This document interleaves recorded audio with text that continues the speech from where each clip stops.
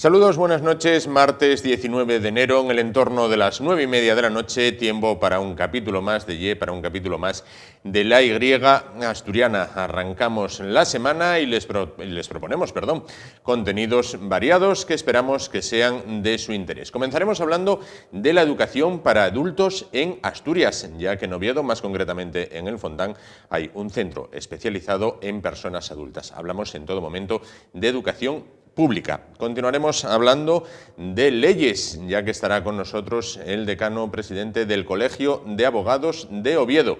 Bueno, se trata de una persona joven que trata de revitalizar la institución. Continuaremos hablando de temas que preocupan y ocupan a muchos, como son las depresiones, de la mano del psiquiatra asturiano Julio Bobes, y finalizaremos con un anuncio, y es que esta casa, después de este programa, en el entorno de las 11 de la noche, pues estrena una serie que lleva por protagonista a Adolf Hitler, una serie que se titula Adolf Hitler, auge y caída, la historia jamás contada. Bueno, pues estará con nosotros el profesor de Historia, José María Rodríguez, para analizarnos lo que es el producto que veremos a continuación de este programa. Ya saben que tienen un correo electrónico para dirigirse no solo a nosotros, sino también a nuestros invitados. Ese correo que van a ver a continuación, y@esasturias.tv. Ahí, como les decimos, pues pueden dirigirse tanto a nosotros como a los invitados para plantear lo que quieran, dudas y sugerencias. Cabecera y comenzamos.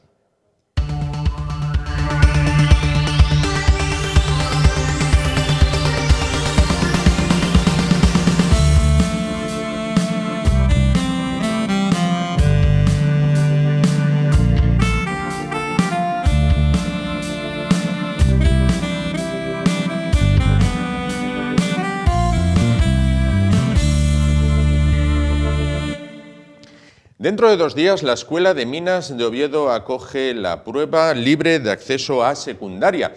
Una prueba libre a la cual se presentan nada más y nada menos que 500 alumnos. Y es que la educación para mayores tiene tirón en el Principado de Asturias. Para hablar de todo ello se encuentra con nosotros el director del Centro de Educación para Personas Adultas del Fontán, CEPA, del Fontán, José Manuel Beltrán. ¿Qué tal? Buenas noches. Buenas noches. Decíamos al inicio que 500 personas, nada menos, se presentan a estas pruebas. Una de las pruebas más multitudinarias después, me imagino, de la PAU, después de la selectividad, ¿no? Correcto, es una prueba que se organiza desde la Consejería de Educación del Principado de Asturias en 2 convocatorias al año y que permite a las personas inscritas obtener el título de grado en educación secundaria en un solo día, por decirlo de alguna forma, con una sola prueba que se realiza en un solo día. Es una prueba que consta de varios ejercicios, se realiza en horario de mañana y tarde, y como le digo, suele haber 2 convocatorias, una que es en enero y otra que es en junio. Claro.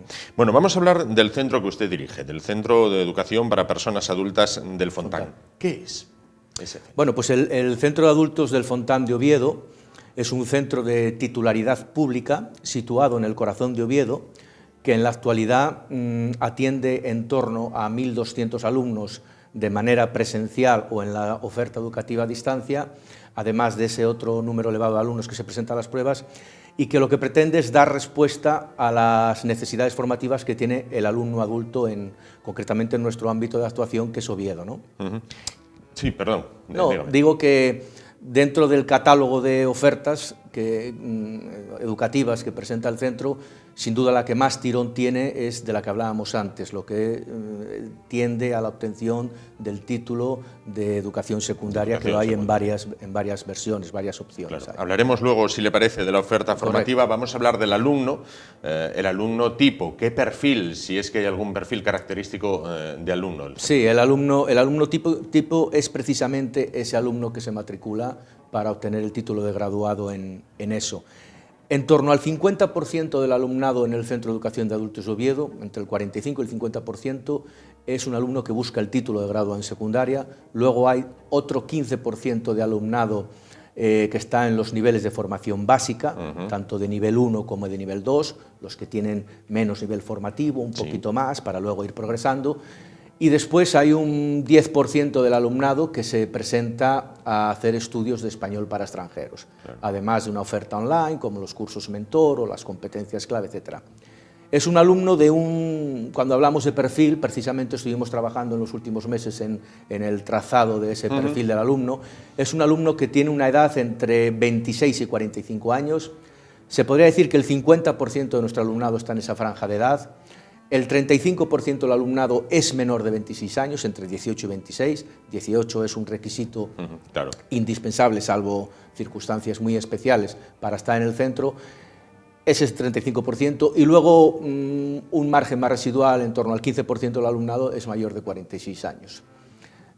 Podemos también decir que en cuanto a sexos está muy apartado, ¿no? Muy igualado, 50% hombres, 50% mujeres. La mayor parte del alumnado que asiste al Centro de Adultos de Oviedo es un alumno que viene del centro urbano de Oviedo, y solamente entre el 15 y el 20%, pues o bien de zonas rurales o incluso de otros ayuntamientos. Claro. ¿Qué es lo que lleva a una persona ya adulta, bueno, pues a retomar los estudios o a acercarse a ellos por primera vez? Bueno, pues como consecuencia de la tan manida crisis económica que hemos vivido en este país y en otros tantos en los últimos años, sí que hemos notado un repunte en el número de personas de cierta edad que vienen a matricularse al centro. Hay un elevado número de personas que están en el paro, el 75% de nuestro alumnado está en el paro, y lo que piensa cuando viene al centro es incrementar su nivel de titulación y también reengancharse al mercado laboral. Claro. Hay un pequeño porcentaje de personas que lo que buscan es ampliar su nivel cultural o tener formación en ciertas disciplinas, como puede ser el idioma o la informática, pero fundamentalmente, y por eso tiene éxito la enseñanza secundaria en el centro, lo que se busca es titular y aumentar la competencia de cara a optar a más opciones, a más posibilidades en el empleo. Hemos hablado de una de las caras de la moneda, que es el alumnado. Hay que hablar de la otra cara, que es el profesorado. El profesorado es idéntico, me imagino, al que puede haber en un colegio público o en un instituto público. Exacto. Sí, sí. Dentro de lo que es la Consejería de Educación del Principado de Asturias, cuando se organizan y se establecen los repartos y los concursos y los traslados y las adjudicaciones de los profesores, somos una pieza más en el rompecabezas. Hay profesores que van a los IES, profesores que van a los colegios de primaria y profesores que van a los centros de adultos, a las escuelas de idiomas. Así como en un colegio de primaria predomina fundamentalmente el maestro, en los institutos el profesor de secundaria, en los centros de educación de personas adultas, puesto que coexisten ambas disciplinas y la oferta formativa toca ambos palos, precisamente por eso hay profesores de los dos cuerpos, tanto de maestro como de secundaria. Claro. ¿Y cómo es la experiencia de dar clase a adultos? Porque me imagino que no habrá que mandar callar, no habrá que mandar estar quieto, no habrá que expulsar de clase. Bueno, hay de todo, también, ¿no? Hay, pero bueno, normalmente el alumno adulto... El que tuvo retuvo, entonces. Exacto. Normalmente el alumno adulto es un alumno motivado, Y en ese sentido es cierto que históricamente, yo llevo muchos años en el Centro de Adultos de Oviedo, es cierto que normalmente no hay problemas de disciplina, no hay problemas de expedientes con alumnos y de discusiones y de bronca y de expulsiones, pero bueno, no es menos cierto que en los últimos tiempos parece que estamos teniendo algún problema motivado por afluencia de alumnado muy joven y entonces, bueno, pues también tenemos que atender ese tipo de cosas. Lo normal es que no haya ningún tipo de problemas con el alumnado, pero bueno, si lo hay, pues se ataja.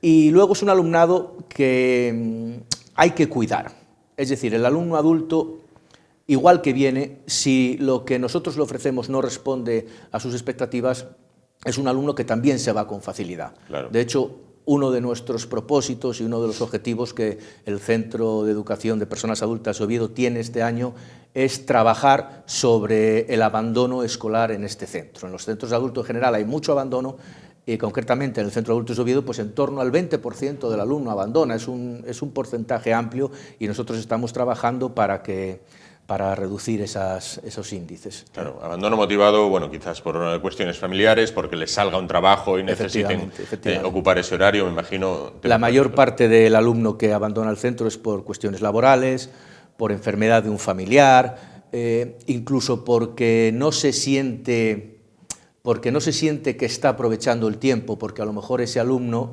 iba con unas expectativas, iba con unas creencias, y luego cuando llega al centro ve que, bueno, que aquello, aunque es recuperar aquellos hábitos que había perdido estudiar, eso no significa que no tenga que poner mucho de su parte también. Se trabaja y mucho. Hay alumnos que van, que creen que con los restos de años atrás van a poder seguir una oferta y luego se encuentran con que no. Nosotros siempre que entra un alumno en el centro, siempre lo primero que se hace con él es una valoración inicial, para saber exactamente dónde él puede dar más rendimiento, en función de sus necesidades, de sus expectativas y de sus conocimientos previos, de su experiencia previa, poder decirle, bueno, pues para ti tenemos mejor pues estas pruebas de acceso, o tenemos estas enseñanzas de secundaria, tal y como tú lo planteas y por la urgencia que tienes, pues te proponemos para que hagas etcétera, etcétera, ¿vale? Claro. Pero no siempre el alumno va con toda la información a la oferta que está haciendo, y eso es un motivo para abandonar. La orientación previa al alumno, seguimos trabajando en ella, siempre estamos mejorándola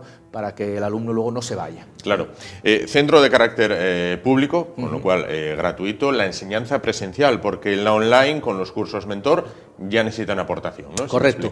En el centro hay una enseñanza, hablábamos antes de la educación a distancia, de la educación secundaria. Sí. Esa oferta, concretamente de educación secundaria, la hay presencial, totalmente gratuita, claro, como dice usted, y la hay a distancia, también gratuita.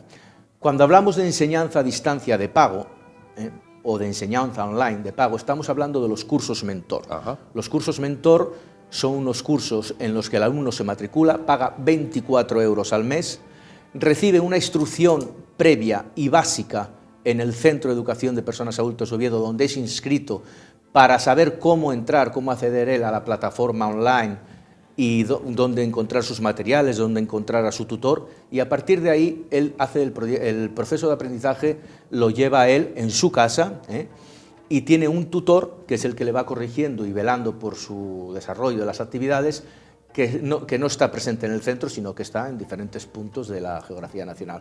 Y esa formación de mentor es muy variada, es muy variada. Hay cursos de clínica, hay cursos de informática, hay cursos de turismo, hay cursos de programación. Es un catálogo muy amplio de cursos que tenemos ahí disponible. Claro. Hablábamos de la oferta formativa, me decía, bueno, el programa estrella, llamémoslo así, es el de secundaria, pero no es el único. No es el único, no. Fundamentalmente, nuestro alumnado, el mayor porcentaje de alumnos va a la enseñanza secundaria en cualquiera de sus vías, presencial o a distancia. En torno a un 15 o un 20% del alumnado hace la formación básica, otra enseñanza que tenemos en el centro, tanto de nivel 1 como de nivel 2. Luego preparamos las pruebas también para acceder a los ciclos formativos de grado medio y a los ciclos formativos de grado superior. Esos ciclos formativos son ofertas que no se desarrollan en el centro, son ofertas que se desarrollan en otros IES del Principado de Asturias, claro, pero nosotros lo que hacemos es preparar la prueba que permite a estos jóvenes acceder a esas ofertas, a esas ofertas de formación profesional, a esos ciclos formativos. Además de eso está la preparación de la prueba para la obtención del título de graduado en secundaria y la preparación de la prueba para acceder a la universidad. Claro. Los cursos mentor, los cursos de competencias clave, que son unos cursos que están montados a la par entre el Servicio de Empleo del Principado de Asturias y la Consejería de Educación.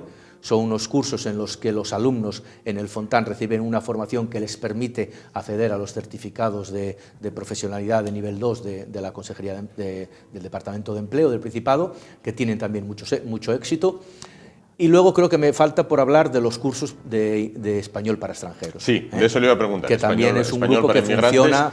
Que supongo que tendrá allí un elenco internacional como si fuera la ONU. Pues mire, nosotros hicimos un estudio en el curso pasado, a finales del curso pasado, comienzos de este, para trazar un perfil del alumnado en cuanto a nacionalidad.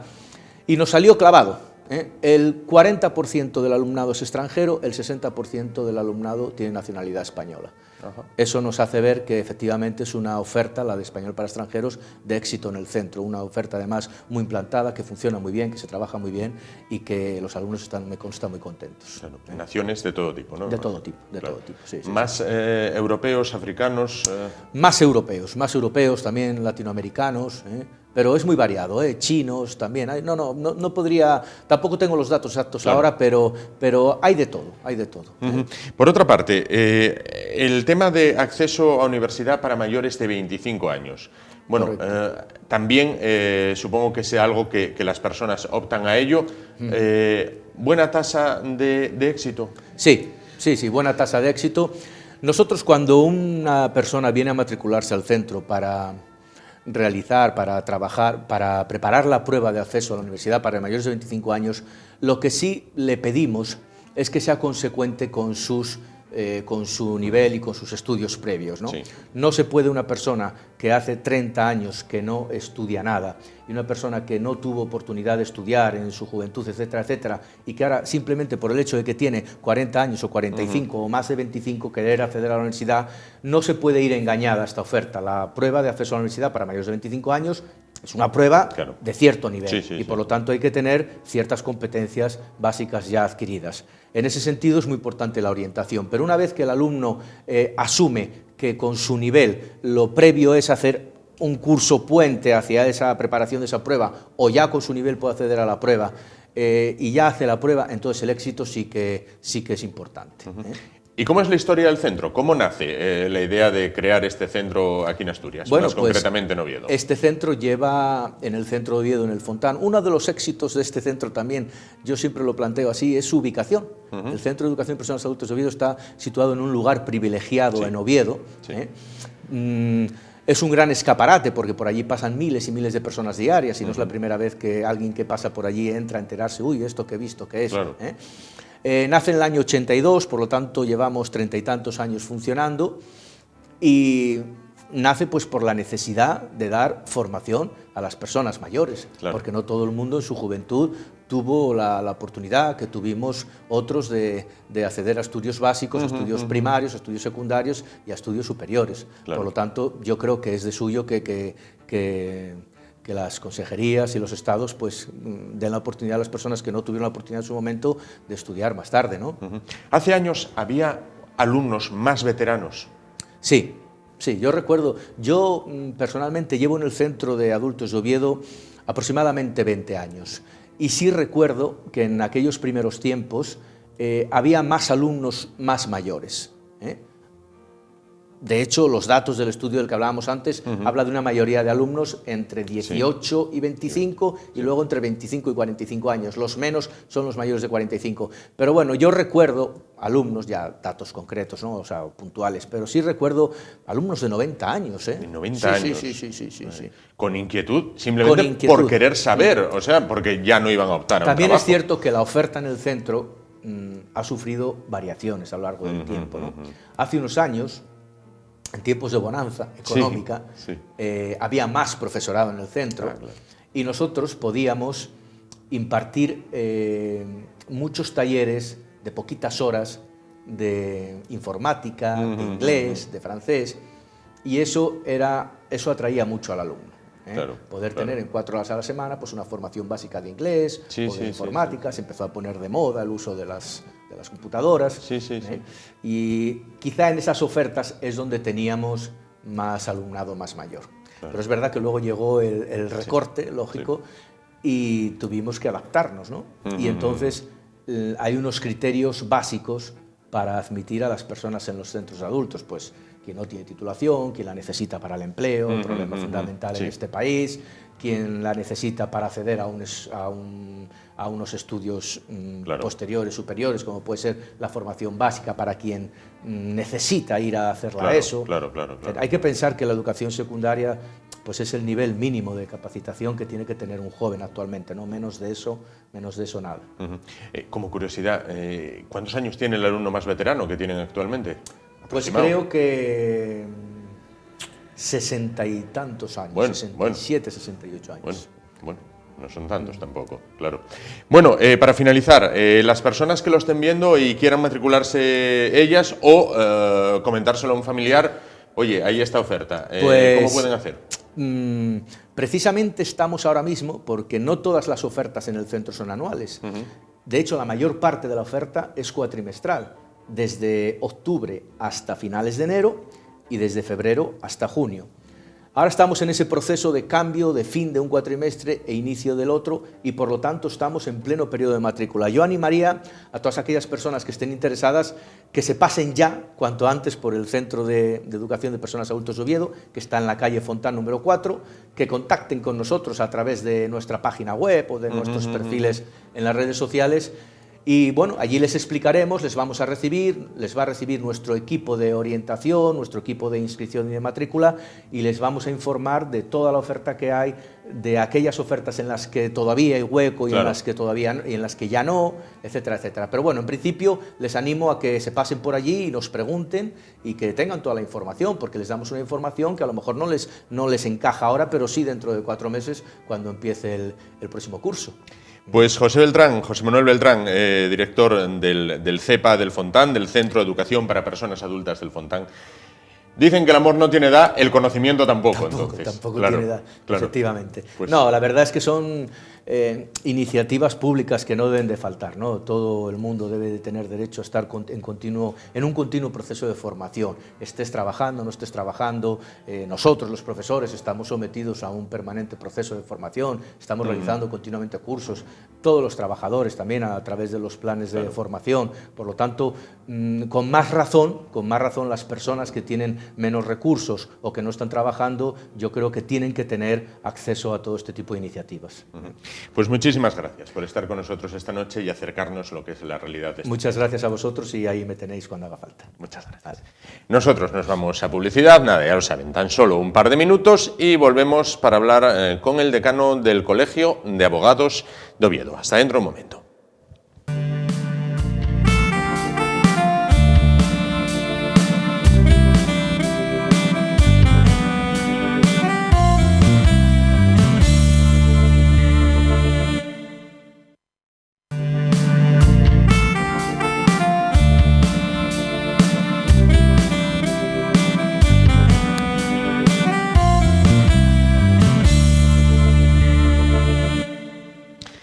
Bueno, pues lo decíamos al inicio, vamos a hablar a continuación de justicia con profesionales de la abogacía, más concretamente con el decano del Colegio de Abogados de Oviedo, Ignacio Cuesta. ¿Qué tal? Buenas noches. Muy buenas noches. Bueno, pues ¿de qué estado de salud goza actualmente el Colegio de Abogados de Oviedo? Bueno, pues yo creo que muy bueno. Se puso en cuestión durante las últimas elecciones el estado del colegio y yo creo que, bueno, pues acreditamos que desde todos los puntos de vista es un estado solvente. Desde el punto de vista económico y financiero no tiene ningún problema. Y desde un punto de vista de funcionamiento, de estructura administrativa, a pesar de los cambios que estamos realizando en estas últimas fechas, creemos que está en disposición de poder prestar los servicios que nuestros colegiados demandan y que queremos poner en marcha de manera sucesiva, ¿no? Por tanto, el estado es correcto y es el adecuado para los fines que perseguimos, ¿no?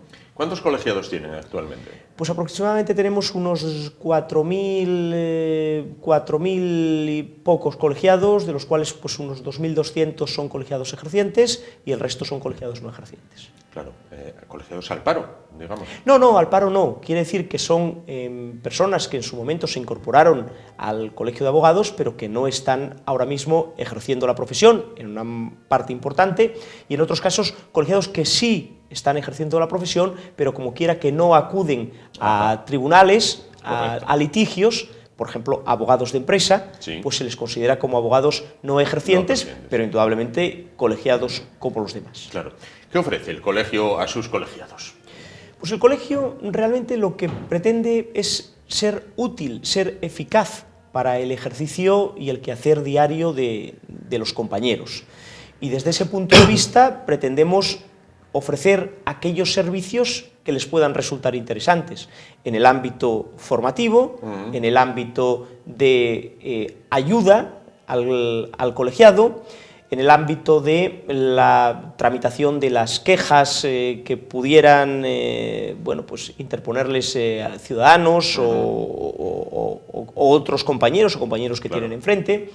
Pretendemos pues llevar a cabo o prestar una serie de servicios, como pueden ser, por ejemplo, los servicios del punto de información catastral, punto de registro mercantil, es decir, aquellas cuestiones que a los abogados puedan resultarles útil en el desempeño diario de su profesión. Claro. ¿A dónde se orientan esos cursos de formación? ¿A dónde están encaminados? Bueno, los cursos de formación fundamentalmente están encaminados a que los colegiados estén permanentemente al día, en un estado actual en el que las modificaciones legislativas son constantes y en los últimos meses lo han sido aún mucho más todavía, pues indudablemente el estar preparado, estar al día, estar al cabo de las últimas novedades es absolutamente fundamental para poder llevar a cabo una labor correcta, ¿no? Y en ese sentido nosotros procuramos que los colegiados tengan una formación máxima, continuada y de calidad. Desde un punto de vista del conocimiento de esas nuevas normativas que salen, como de un reciclaje permanente que puede surgir a la luz pues, de últimas novedades jurisprudenciales o doctrinales que resulten importantes. Teniendo en cuenta estos parámetros, la formación pues, se produce en todos los ámbitos en los cuales un abogado puede intervenir, en cualquier orden jurisdiccional, bien sean asuntos civiles, penales, laborales, fiscales, de todo tipo. Lo leía el otro día, bueno, ponían ustedes en marcha una iniciativa que me parecía curiosa, un comité de sabios para asesorar, digamos, a los abogados recién licenciados. Es un poco el dicho de sabe más el diablo por viejo que por diablo, entonces, ¿no? Claro, porque una de nuestras premisas básicas con las que esta Junta concurrió a las pasadas elecciones es el apoyo constante y sistemático a los abogados que comienzan. ¿Por qué? Porque son los que se encuentran, lógicamente, con mayores dificultades a la hora de desarrollar el ejercicio de su profesión.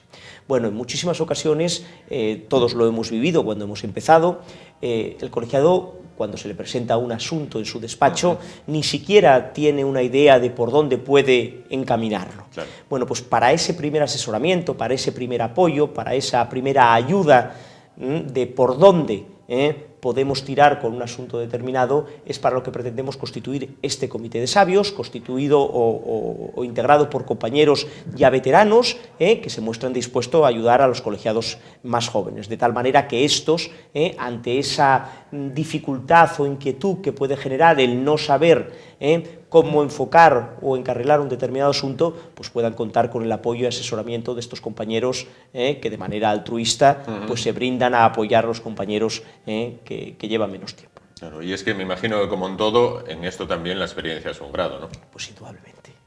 Indudablemente, porque no solamente vale en ocasiones un conocimiento profundo de la norma o de la jurisprudencia, sino que es necesario también, bueno, pues el saber cómo, como hablaba antes, pues cómo encauzar un asunto, hacia dónde llevarlo, qué planteamientos favorables pueden tener y qué planteamientos contrarios. Bueno, y en ese caso, que es un inicio donde la soledad es muy grande, bueno, pues sentir el apoyo o el acompañamiento de alguien que ya lleva muchos años y que ya tiene una experiencia, pues creemos que puede ser muy positivo. Claro, por otro lado, las retribuciones del turno de oficio son un caballo de batalla desde hace tiempo. Bueno, lo han sido siempre, uno de los caballos de batalla. Nosotros hemos resuelto aquí dos de las cuestiones que eran muy importantes y que eran reivindicaciones de hace muchos años de los compañeros. Por un lado, la organización administrativa del colegio, que la hemos resuelto con la creación y puesta en marcha de la oficina del turno de oficio. Por otro lado, el pago regular de los horarios del turno, que lo conseguimos también mediante un acuerdo con la Consejería de Justicia de febrero del año pasado, de tal manera que ahora los colegiados saben siempre cuándo van a cobrar. Y la tercera de las reivindicaciones importantes es la mejora de las retribuciones. Nosotros pensamos que las retribuciones son muy escasas, en determinados procedimientos son absolutamente precarias y necesitamos trasladar a las administraciones de manera constante que el trabajo y el servicio público que llevan a cabo los abogados en la prestación de los servicios de turno de oficio y asistencia jurídica gratuita es decisiva y fundamental para un normal desarrollo de la Administración de Justicia. Queremos que eso se valore y queremos que eso se retribuya correctamente. Ya hemos iniciado conversaciones con la Dirección General de Justicia para hacer estos planteamientos y lograr alcanzar pues alguna solución que resulte satisfactoria. Claro. En su discurso de toma de posesión habló usted de mejorar la eficacia. ¿Se va consiguiendo? Nosotros creemos que sí. tenemos una estructura administrativa que, como decía antes, con algunos de los cambios que hemos introducido, lo que pretendemos en estos últimos días, lo que pretendemos precisamente es ahondar en esa eficacia. Un colegio de abogados solamente es válido en la medida en que resulte eficaz para los colegiados que lo integran. Si el colegiado es capaz de percibir que cuando acude a su colegio, o cuando recibe una comunicación, o cuando recibe unos cursos de formación, le resultan útiles y eficaces para el ejercicio de su profesión, en ese momento es cuando los colegios profesionales, y concretamente el de abogados, porque estamos hablando de él ahora mismo, tendrán sentido. Y con esa finalidad es con la que nosotros encaminamos siempre nuestro quehacer diario como Junta de Gobierno. Creemos que el colegio es a día de hoy eficaz, pero lógicamente los servicios nunca se pueden paralizar y estamos permanentemente pensando en poner en marcha servicios nuevos que ahonden, como digo, en esa sensación para los colegiados de que su colegio les resulta útil, ¿no? Claro. ¿Es un colegio vivo? Indudablemente. El colegio ha pasado de ser un colegio prácticamente moribundo hace 8 años a ser un colegio vivo, que está permanentemente con colegiados, que no hay un momento del día en el que no haya gente que entra y que sale a hacer gestiones, a recibir un curso de formación, a reunirse en el colegio para cualquier cuestión que lo necesiten. Tenemos un colegio además abierto a la sociedad, donde hay exposiciones, donde hay actividades culturales, y bueno, hemos conseguido lo que pretendíamos. Siempre es posible mejorar, pero hemos conseguido lo que pretendíamos, que es precisamente crear un colegio que fundamentalmente los colegiados lo sientan como propio, pero que también la sociedad en la que se enmarca pueda participar de las actividades que como colectivo podemos poner en marcha y ofrecerles. Claro. Usted es una persona joven, suponemos ya perfectamente integrada en lo que es las nuevas tecnologías, demás. Bueno, esto también, este impulso que da la juventud, implantar las nuevas tecnologías entre los colegiados, que quizás cuando hablamos de un decano de un colegio profesional, bueno, pues parece que esperamos encontrarnos con una persona venerable, con sus años y su poso y tal, pero bueno, la ventaja que puede tener también, aparejada al margen de la fuerza que da la juventud, es estar más en contacto con lo que son los nuevos tiempos y las nuevas tecnologías, ¿no? Bueno, yo creo que eso es indudable, ¿no? El entusiasmo y la fuerza y el empuje que puede tener la gente joven, bueno, pues siempre es un valor en alza. Nosotros tenemos claro que hay un colectivo de abogados donde los jóvenes, bueno, juegan un papel muy importante, con incorporaciones de manera habitual, y es necesario, lógicamente, responder a sus expectativas. Claro. Y estas expectativas hoy en día pasan indudablemente por las nuevas tecnologías. Muchísimas de las actuaciones que nosotros hemos puesto en marcha ha sido para situar al colegio a la altura que pretendíamos en este ámbito de las nuevas tecnologías. Siempre hay margen de mejora y de hecho ya estamos con ellos, el manejo de las redes sociales, la utilización de las redes sociales de una manera más eficaz. Bueno, pues ahí queremos ahondar. En el ámbito formativo exactamente lo mismo, utilizamos las nuevas tecnologías porque nosotros grabamos nuestras conferencias y las colgamos en la página web, pero es necesario ahondar más en esa posible utilización, pues con la grabación de los cursos, con la posibilidad de retransmitir conferencias online para compañeros que, bueno, pues que están en localidades que no son cercanas a Oviedo y que a los que les cuesta un problema o tienen un problema a la hora de desplazarse. Bueno, pues yo creo que todas esas cosas hay que utilizarlas, hay que ponerlas en marcha y en eso estamos. Lo tenemos perfectamente claro que tenemos que ser un colegio puntero en nuevas tecnologías y en ese sentido cualquier iniciativa de las que tomamos va con la finalidad o con la mentalidad de convertirnos precisamente en ese tipo de colegio que queremos. Claro. Para facilitar la operatividad de ustedes, así como de otros profesionales de la justicia, hace años que se viene reclamando una ciudad de la justicia, un nuevo palacio de justicia. Esto con la crisis parece que quedó enterrado. Bueno, indudablemente hubo muchas propuestas que no salieron adelante. Después de que se plantearon esas propuestas es cuando vino el periodo más acentuado de la crisis y parece que eso, bueno, pues quedó por lo menos estancado durante un tiempo, ¿no? Dedicando los recursos a la mejora de las sedes actuales. Indudablemente, la reunificación de las sedes en Oviedo es un objetivo irrenunciable. No sé si ahora mismo el momento es el adecuado o por problemas presupuestarios no lo es, pero indudablemente nadie puede renunciar a un objetivo que es plausible y que es posible y que es necesario y que además se ha puesto en marcha en muchísimas otras ciudades de España, por lo que no habría ninguna razón objetiva para que aquí en Oviedo, donde es una evidente necesidad, no se pusiera también en marcha.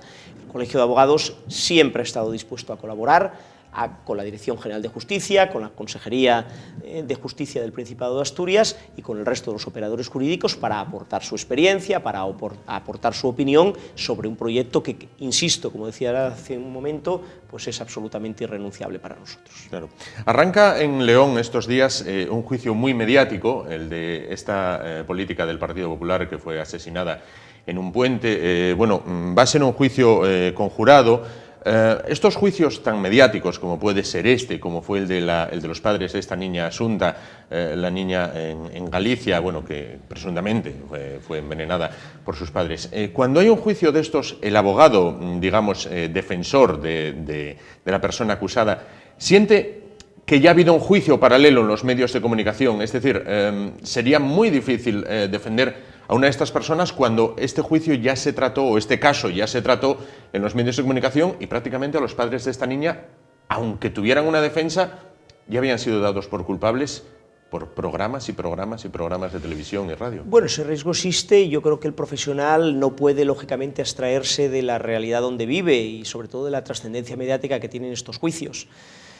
Pero yo creo que cuando se entra a una sala de un tribunal o se entra a una sala de un jurado, todas esas consideraciones previas desaparecen.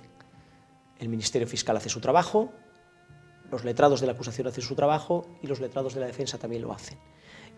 Y bien un juez o bien un jurado tienen, o pensamos que tienen las garantías suficientes para hacer su trabajo abstrayéndose de todas estas consideraciones previas. Probablemente, en el caso del jurado, compuesto por ciudadanos normales, sea más difícil, pero bueno, el legislador ha establecido que esa es una fórmula adecuada para el procesamiento de determinados asuntos y, bueno, pues ese es el sistema que tenemos en la actualidad. Lo que estoy absolutamente convencido es que los profesionales abogados se abstraen de estas consideraciones previas, hacen su trabajo con absoluta eficacia y dedicación y, bueno, pues lógicamente defendiendo de la mejor manera posible los intereses de su cliente. Sobre eso no puede haber absolutamente ninguna duda, sea un abogado de libre designación, sea un abogado de turno de oficio. Claro. Por otra parte, ya para finalizar la entrevista, bueno, con un tema que a mí personalmente me toca la curiosidad, ¿no? Cuando vemos películas de juicios, principalmente películas americanas, es un sistema completamente distinto al nuestro. Es decir, el abogado va vestido de calle, digamos, pasea por la sala, se acerca al jurado. Aquí los juicios, digamos, son como más aburridos para el abogado, ¿no? Quiero decir, está sentado con su toga, con su cosa y no puede interactuar. Es cierto que las películas nos han trasladado una visión de los juicios en América que plantean un sistema distinto al nuestro, fundamentalmente en el ámbito penal, porque todas las películas, lógicamente, los juicios hacen referencia a cuestiones de índole penal, no de índole civil, ¿no? De manera, bueno, habitual. Pues es probable. En todo caso, tenga la completa seguridad que en un juicio el abogado de lo que está pendiente es de la defensa, de la mejor defensa de los intereses de su cliente, está concentrado en eso, concentrado en la práctica de la prueba, concentrado en exponer unos argumentos jurídicos que puedan convencer al juez de la bondad de sus argumentos y en ese sentido, bueno, no sé si es más o menos divertido para el espectador, pero estoy convencido que para el abogado es exactamente lo mismo. Claro, supongo que sería completamente impensable en un juicio aquí en España bueno, ver a un abogado gritándole al acusado o a un testigo, como en el caso de esa película que supongo que habrá visto de Algunos hombres buenos, entre Tom Cruise y Jack Nicholson, al final cuando están a grito pelado el uno con el otro, ¿no? Bueno, pues indudablemente eso aquí cualquier juez lo cortaría de manera inmediata, porque de lo que se trata es de preguntar al testigo, pero de lo que no se trata, lógicamente, es ni de reñirlo, ni de alguna manera, ¿no?, intimidarlo. Claro. Aquí pues los jueces tienen muy claro que esa no es la función de un letrado, y en ese sentido, bueno, pues rápidamente llaman al orden al profesional y ahí se acabó la... Y ahí se acabó la película. Y ahí se acabó la película, efectivamente, nunca mejor dicho. Sin duda. Pues Ignacio Cuesta, decano del Colegio de Abogados de Oviedo, muchísimas gracias por estar con nosotros esta noche y por acercarnos, bueno, lo que es esa fotografía del colegio, que bueno, está aquí en la zona histórica de Oviedo. Muchísimas gracias. Pues muchísimas gracias a vosotros por la posibilidad de exponerlo. Gracias. Muchísimas gracias. Nosotros nos vamos a continuación a publicidad y dentro de un momento, bueno, pues volvemos para hablar de psiquiatría, en este caso de la mano del psiquiatra y catedrático de psiquiatría Julio Bóves. Hasta dentro de un momento.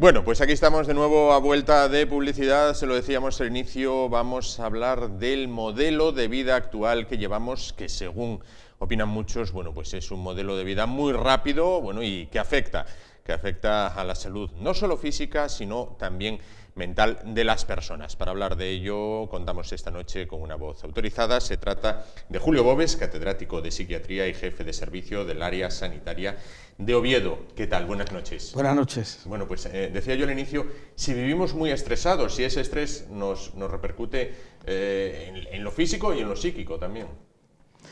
Bueno, muy estresados, no todos viven muy estresados, No todos. Algunos sí. Y algunos toleran muy bien el estrés y otros pues no son capaces de convivir con la situación y entonces pues hacen reacciones distresantes, que es lo que se llamaba al principio estrés negativo, ¿no? O sea que el estrés per se no es una situación negativa. De hecho, muchas personas se adaptan a vivir bien en el estrés y a veces hasta lo echan en falta, ¿no? El tener marcha todo el día, ¿no? Claro. Pero hay otros, por el contrario, que terminan haciendo problemas de piel, problemas digestivos, problemas de todos los sistemas del organismo. ¿Puede ser el ejemplo muy coloquial de una olla express, gira y llega un momento que se pasa de vueltas y aquello estalla?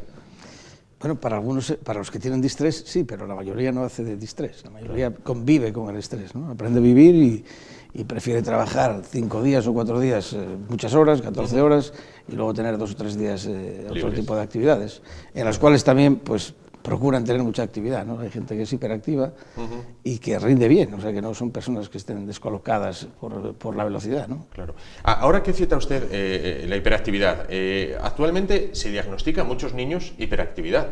O sea, yo muchas veces pienso, ¿es que ahora hay más niños hiperactivos o es que antes no se diagnosticaban y hay los mismos? Pues no lo sabemos.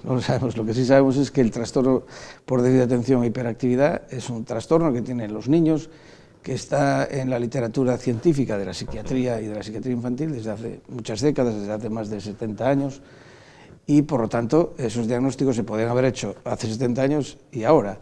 Lo que ocurre es que los diagnósticos en medicina muchas veces están en función de la proximidad a los centros hospitalarios, a los centros de diagnóstico. Entonces, cuanto más centros hay, más fácil es para el médico el poder hacer los diagnósticos. Claro. Antes había pues, un ambulatorio solo y todos los que pudiesen acceder a ese ambulatorio podían ser diagnosticados o no.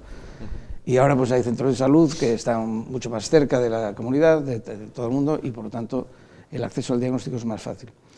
Hay la crítica de que pues, todo lo que se mueve puede ser diagnosticado de hiperactividad, crítica de fondo, pero vamos, yo como médico no tengo esa percepción.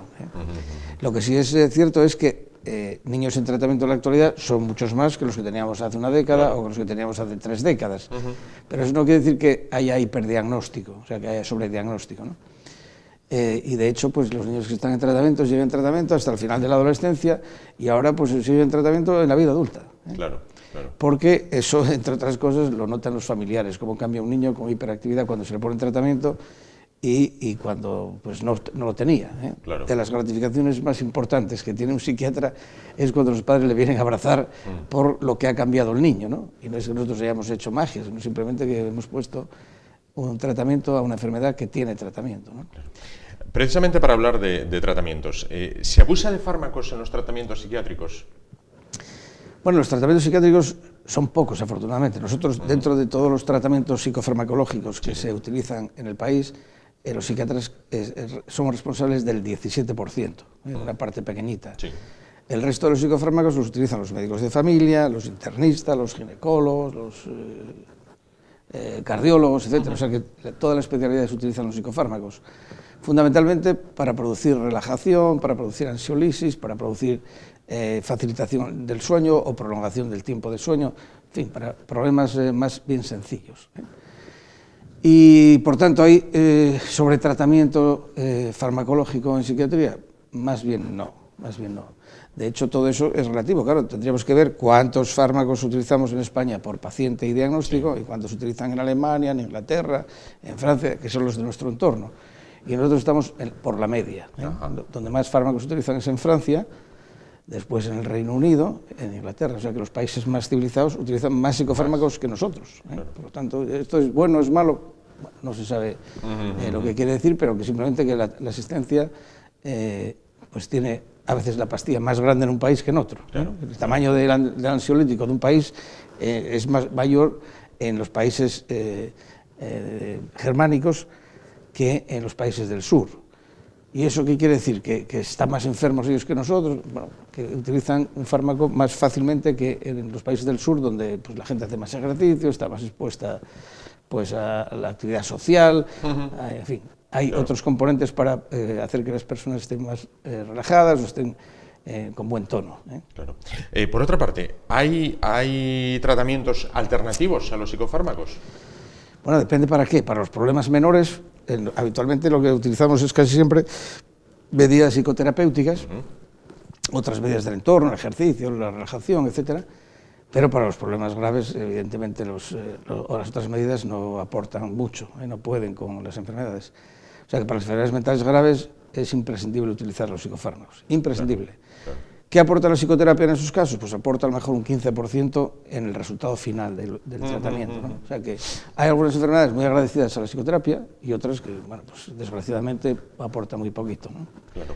En general utilizamos los dos, utilizamos todo lo que podemos tener al alcance, evidentemente, pero para unos problemas pues utilizamos más psicofarmacología y para otros más tratamiento psicoterapéutico.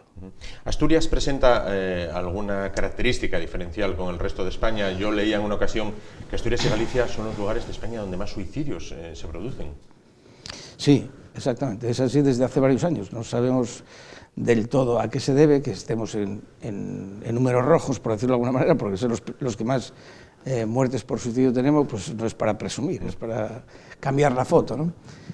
Y, en cierto modo, pues las explicaciones que hay pues son explicaciones vinculadas a la orografía que tenemos, donde pues muchas personas no pudieron marchar a otras ciudades que tenían mejores posibilidades de desarrollo profesional, etcétera, y sobre todo los que estaban enfermos se quedaron aquí. Y esos pues han ido, digamos, quedando como bolsas de genética para tener riesgo de enfermedad mental grave. Claro. Y los enfermos mentales graves son los que más tasa de suicidios presentes, suicidios consumados, de muertes por suicidio, soportan. Así que se supone que es que tenemos una tasa de trastorno mental grave no superior a la que tienen otros sitios, sino que en otros sitios hay mucha gente joven que ha llegado y son gente sana, y por lo tanto, pues claro, esos diluyen un poco el efecto de los que tienen la enfermedad mental grave, ¿no? Claro.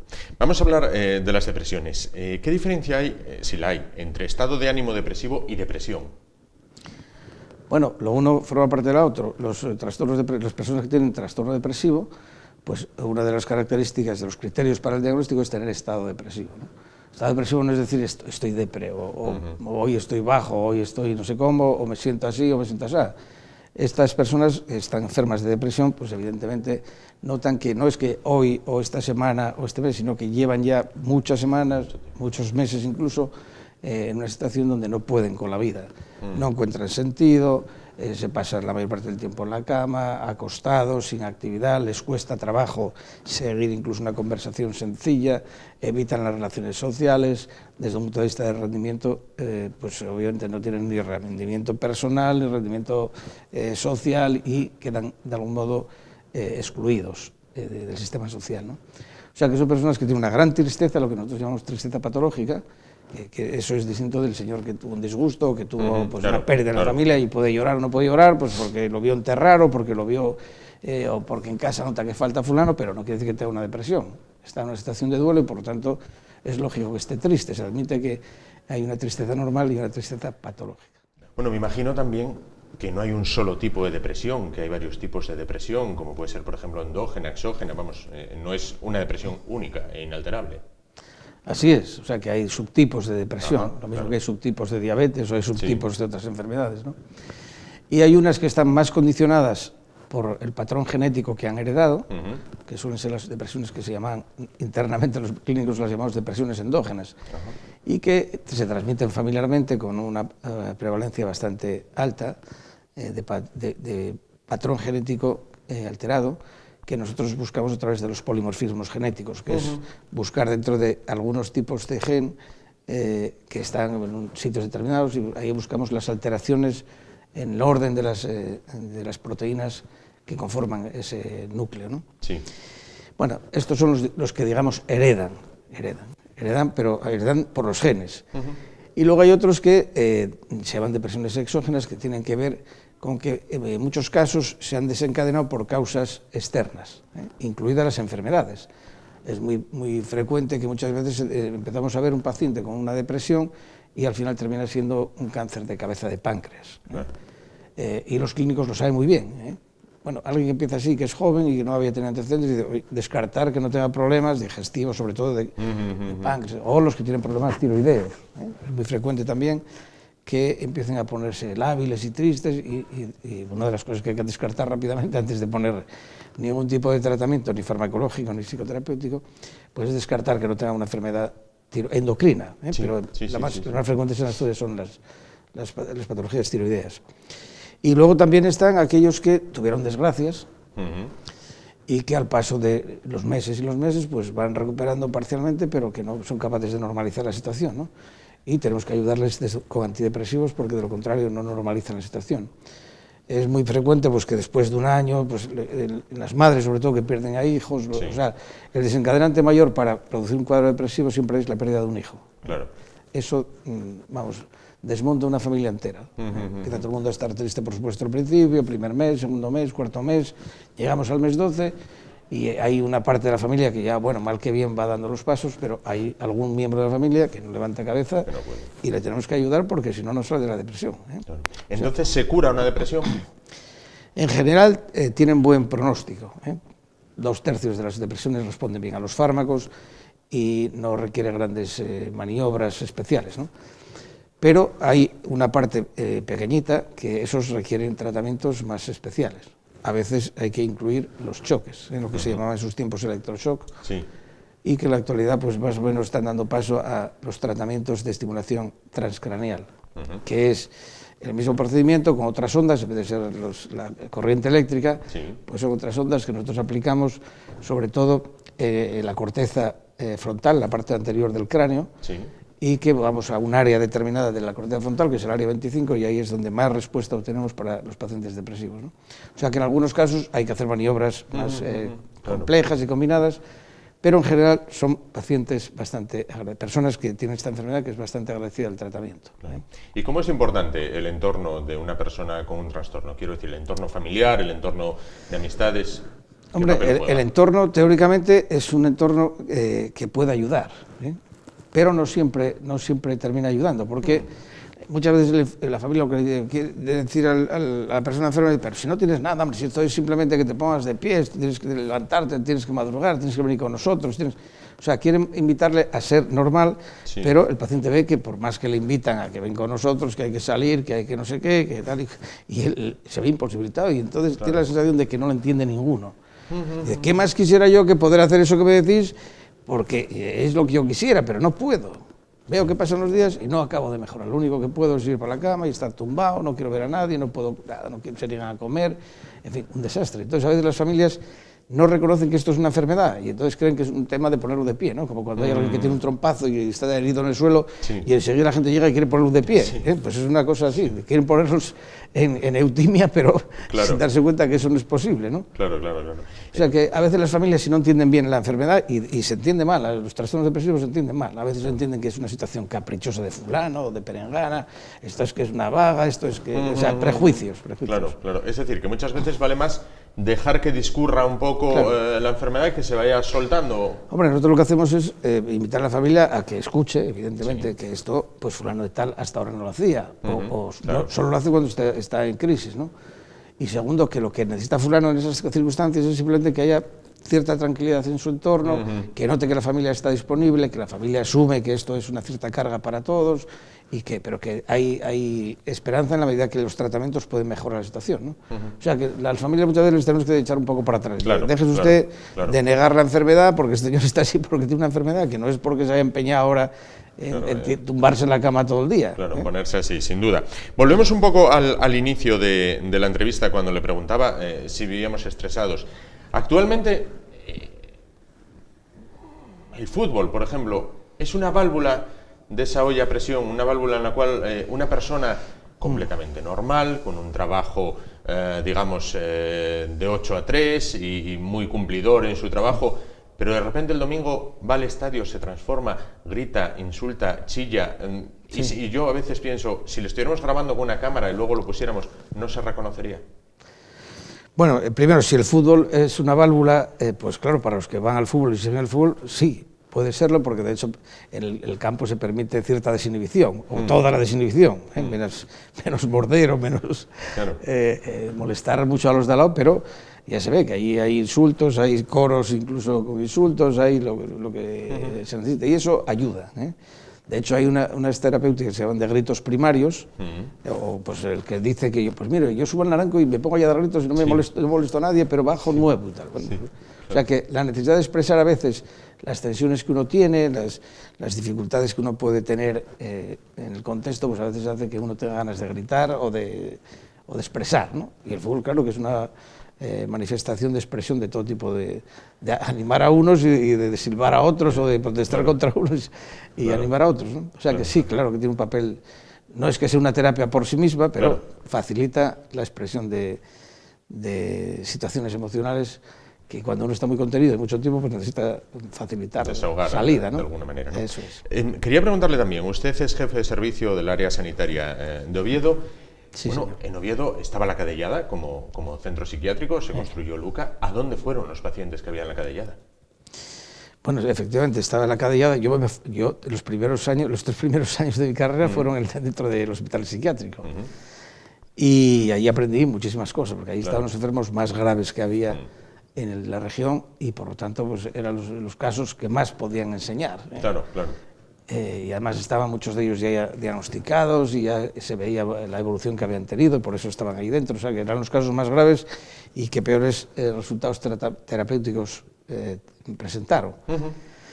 Entonces, ¿dónde fueron a parar? Pues fueron a parar, desgraciadamente, a sitios donde no deberían haber ido a parar.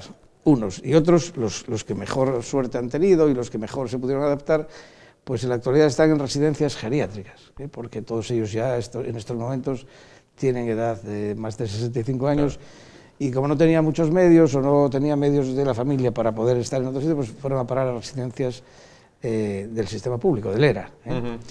Los otros, desgraciadamente, unos fallecieron de manera accidental unos y de manera natural otros, y otros pues terminaron en centros penitenciarios como consecuencia de las alteraciones conductuales o comportamentales que tuvieron por la calle.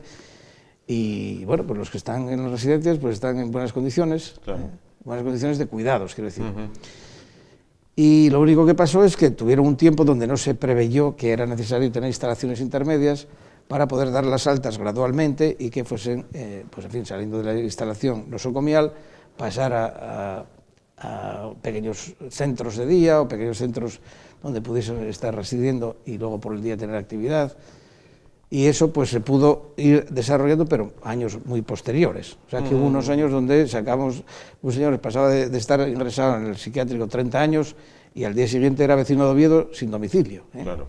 De hecho, en las cartillas de la Seguridad Social yo me acuerdo que en algunos de ellos figuraba domicilio esquizofrenia.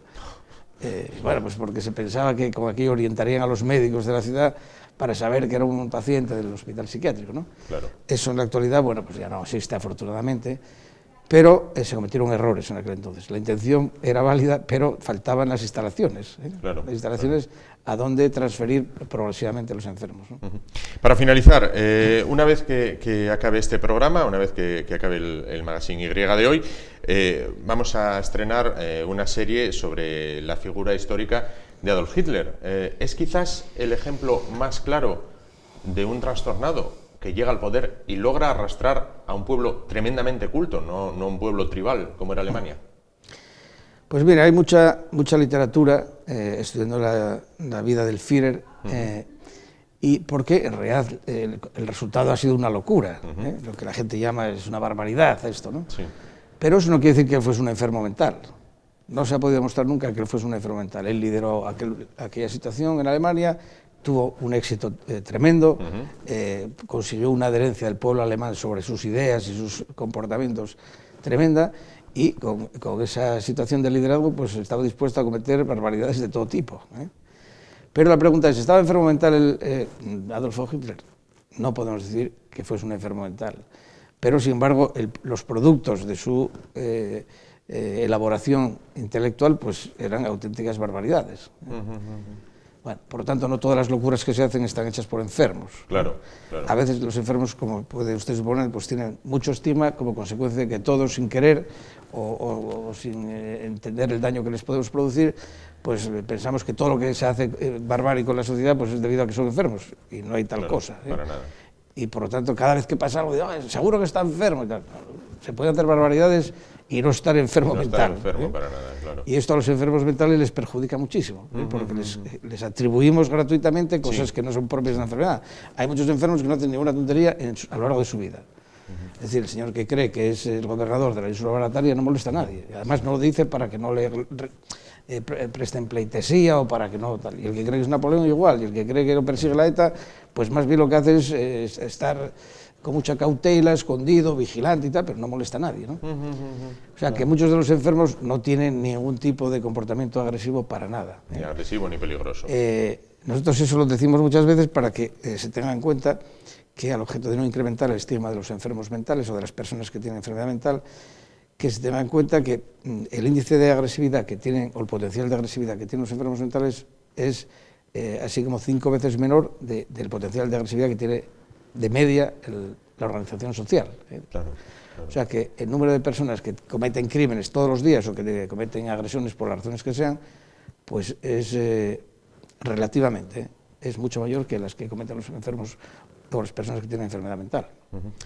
Pues don Julio Bobes, catedrático de Psiquiatría y jefe del servicio del área sanitaria de Oviedo, muchísimas gracias por estar con nosotros esta noche, bueno, por aclararnos estos temas en lo que tiene que ver con la depresión y con ese modelo de vida actual que llevamos. Muchísimas gracias por estar con nosotros. Muchas gracias a ustedes y hasta cuando... Hasta pronto. Sin duda. Pues nosotros nos vamos ahora a publicidad y en un momento afrontamos ya lo que es la recta final del programa, hablando precisamente del programa que va después. Vamos a analizar, bueno, junto con personas que entienden de historia, bueno, pues vamos a analizar la serie que vamos a ver a continuación de este programa sobre la persona o sobre el personaje histórico de Adolf Hitler. Hasta ahora.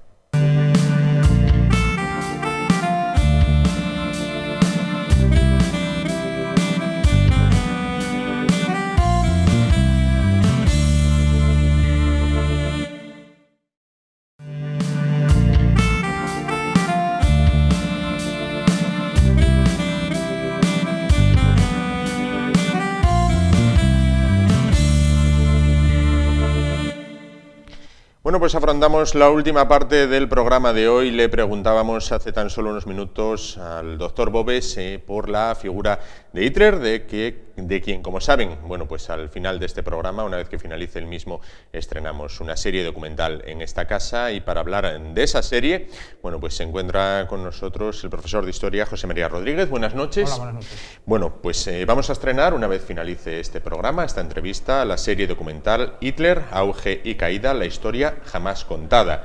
¿Qué nos vamos a encontrar en esta serie documental que ha podido ver antes?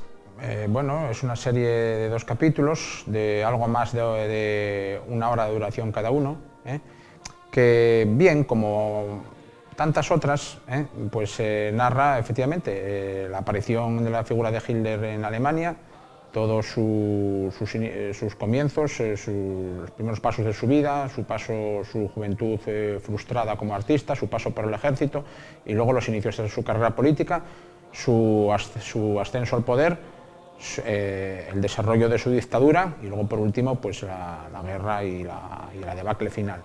Digo que como una de tantas series, en realidad no es una de tantas, puesto que sí es cierto que se han hecho muchas series documentales en torno a Hitler y a su tiempo.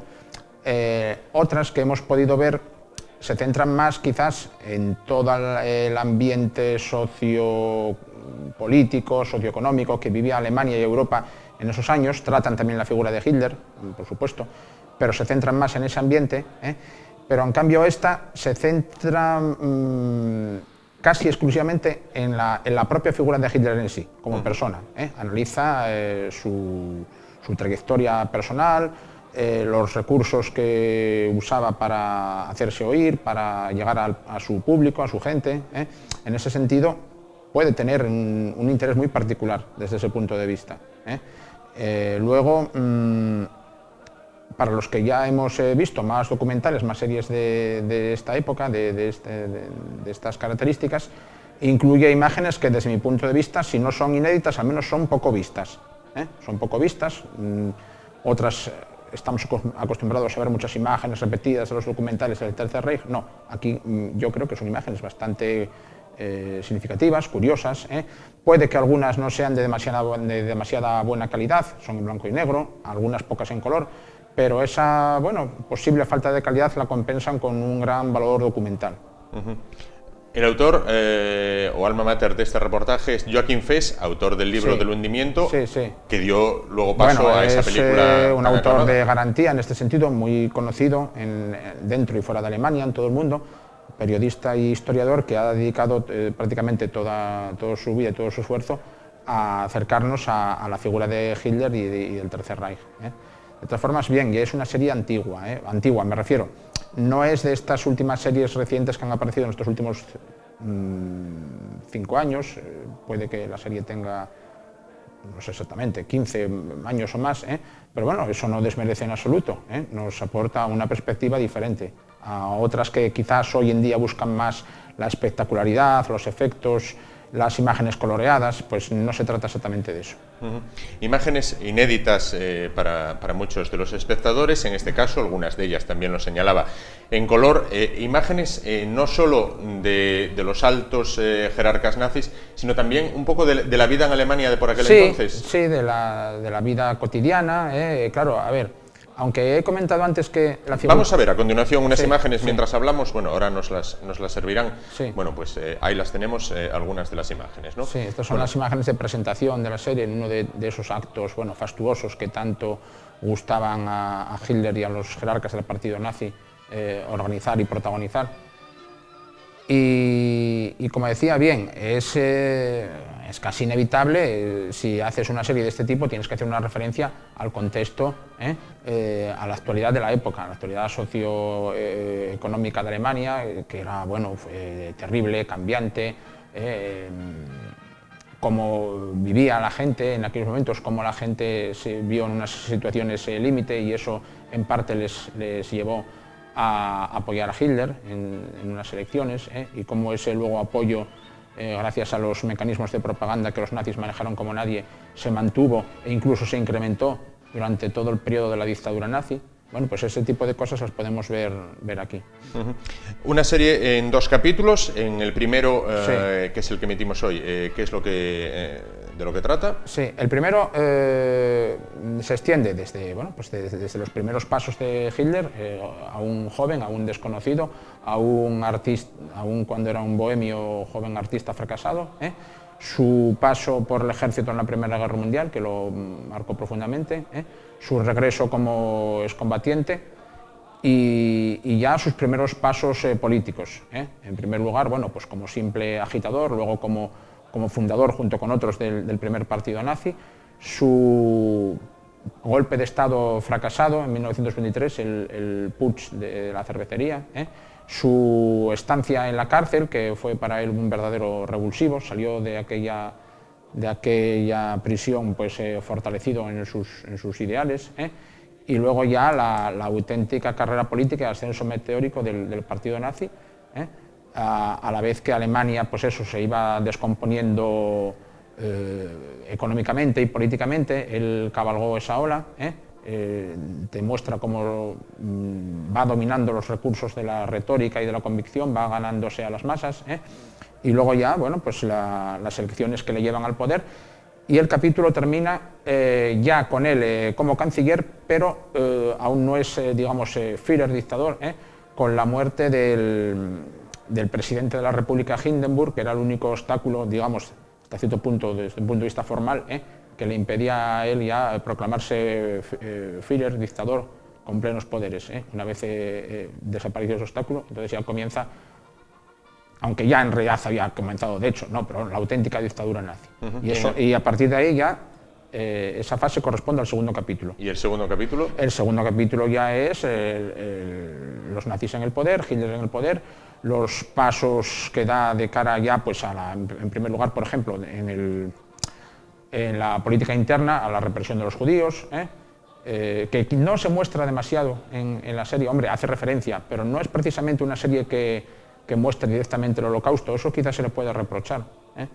Pero bueno, por supuesto, toda persona medianamente ilustrada ya sabe de qué estamos hablando, ¿no? Pero sí que es quizás un punto que la serie podría haber tratado un poco más a fondo. Pero de todas formas, bien. Y luego la política internacional, la política de rearme, los pasos, digamos, pues, desde el punto de vista nazi, audaces para recuperar lo perdido por Alemania en el Tratado de Versalles, y ya es evidentemente el camino que conduce hacia la guerra. Y luego ya, bueno, bien, pues toda la evolución del mandato de Hitler, de su dictadura, de su descomposición como ser humano y como dirigente a lo largo, durante y hacia el final de la Segunda Guerra Mundial. Serie hecha por Alemania, una serie realizada en Alemania. ¿Hay exculpación o se muestra tal cual con toda su No, yo no creo que haya exculpación. Y pretende ser objetiva y desde un punto de vista es bastante objetiva. Quizás lo que hemos dicho, que podríamos decir que otras series cargan más las tintas en el tema del Holocausto, está un poco menos, pero eso no quita para que no sea objetiva. ¿Producto recomendable, por tanto, para ver esta noche? Por supuesto. Ya hecha esta crítica, hechas estas salvedades, que es mi humilde punto de vista, pero claro que sí. Con lo cual, después de este programa, hay una cita para aquellos que quieran verla, ¿no? No, claro, evidentemente. Claro. ¿Por qué 70 años después la figura de Hitler sigue despertando tanto interés? Bueno, según se dice, Hitler, junto con Jesucristo, es una de las personas sobre los que más libros se han escrito, programas, películas. Hitler y todo lo que gira en torno al nazismo y al Tercer Reich es un tema magnético para muchas personas. Pues yo creo que es un tema que se retroalimenta. La verdad, Hitler fue un personaje excepcional en su maldad y en todo lo que le rodeó. A mucha gente se siente fascinada aún hoy por la capacidad de captación y seducción que Hitler tuvo. Es posible que con toda su inhumanidad, a pesar de ello, haya sido el líder político y el líder nacional más querido, apreciado y seguido por Vamos a millones ver más imágenes de esta habitantes. serie mientras conversamos. Bueno, pues hay un poco lo que hacía referencia, ¿no? Bueno, aparece un pueblo verdaderamente entregado, un pueblo de los más avanzados de Europa y del mundo, no un pueblo tribal en este caso. No, para nada. Sí, es que una de las cosas que más sorprenden y fascinan incluso hoy en día es cómo Hitler basó su poder, por supuesto, claro, en la represión y en el terror, pero también en la seducción y en el convencimiento de millones de personas. La propaganda jugó un papel muy importante, pero otros líderes y asesinos de masas contemporáneos de la época, como Stalin, en absoluto, a pesar de que el régimen soviético hacía un enorme esfuerzo de propaganda y de culto a la personalidad, como he dicho, eran tan apreciados y queridos por su pueblo, pero Hitler llegó a ser amado por millones de personas, incluso en los últimos momentos del Tercer Reich. Y eso es una de las cosas que nos siguen llamando la atención hoy en día. Claro. Citaba la figura de Stalin. La figura de Hitler despierta más interés que la figura de quienes le vencieron, de Churchill, de Stalin y de Roosevelt. Sí, bueno, pues quizás pueda ser un poco el interés morboso por derrotan de forma aplastante militarmente a los franceses. Inmediatamente surge un movimiento muy amplio, muy profundo y muy extendido de colaboración dentro de la sociedad francesa con los invasores. Y eso era porque había un sentimiento ahí de afinidad ideológica. Veíamos imágenes de la serie que vamos a ver a continuación con grandísimos despliegues de masas aclamando a su líder. Inventaron un poco la escenificación de la política. Bueno, ¿no? Fueron maestros en eso. Una de las cosas en las que los nazis fueron efectivamente maestros y pioneros fue en todas las cuestiones de la propaganda y del uso de los medios audiovisuales. Tenían técnicos y gente con mucho talento en ese sentido. Por ejemplo, por citar a la más conocida, Leni Riefenstahl, tenían una industria cinematográfica y audiovisual muy potente. Y luego tuvieron personas como, por ejemplo, el ministro de propaganda Joseph Goebbels, un nazi fanático más que llegaba más lejos en sus convicciones que el propio Hitler en algunos aspectos, pero con unos talentos muy evidentes a la hora de la manipulación y la propaganda, y lo demostraron. Y parte de la explicación de por qué el pueblo alemán se mantuvo tan adicto y tan fiel a la figura del Führer, fue porque esa propaganda se mantuvo muy activa y muy eficaz hasta el final del régimen. He leído recientemente, y creo que lo vamos a poder ver en la serie, que fue el primer líder político que utilizó de forma constante la radio, por aquel entonces un medio comparable en los tiempos a lo que sería hoy Internet para nosotros, serían Internet, las redes sociales, lo que sería la red social de aquella, e incluso el avión, es decir, era capaz de dar un meeting en una ciudad y en el mismo día darlo en otra ciudad a 500 kilómetros de distancia. Así es. Por supuesto, la radio y el avión ya estaban inventados, eran inventos recientes, pero los políticos tradicionales, de momento los habían ignorado, despreciado, los usaban a lo mejor esporádicamente, pero bien Hitler por sí solo o bien alguien le hizo ver el enorme poderío que esos medios bien utilizados tenían, y los usó a fondo, llegó a todos los hogares. Como me comentaba hace un momento, fue capaz de dar varios mítines en un mismo día en diferentes ciudades, donde era recibido como un auténtico mesías. La gente le esperaba en los propios campos de aterrizaje, y en ese sentido dejó atrás a los políticos tradicionales que se mostraron incapaces de competir con él. Y todo esto va a ser lo que vamos a poder ver a partir de las 11 de la noche, ¿no? Sí, entre otras cosas, sí. Bueno, pues nada más que nos queda que recomendar a la gente, a los espectadores, que vea esta serie y que aprenda de la historia, ¿no? Claro, por supuesto. Sí. Pues adelante. Muy bien.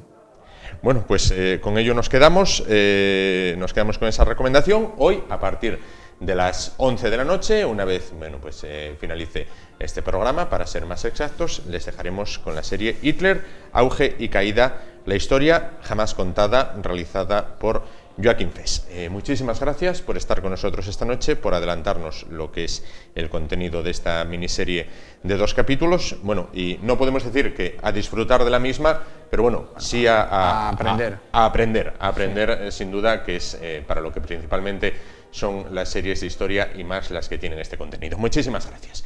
Como gracias a ustedes también por estar con nosotros. Nos vamos, volvemos mañana, cuando volveremos de nuevo aquí en Y, en el Magazine Y. Ya saben que tienen un correo electrónico disponible para dirigirse no solo a nosotros, sino también a nuestros invitados. Ya saben ese correo, ahí lo tienen, y@esasturias.tv. Nos vemos mañana, gracias por su atención y muy buenas noches. Les dejamos con la serie. Hasta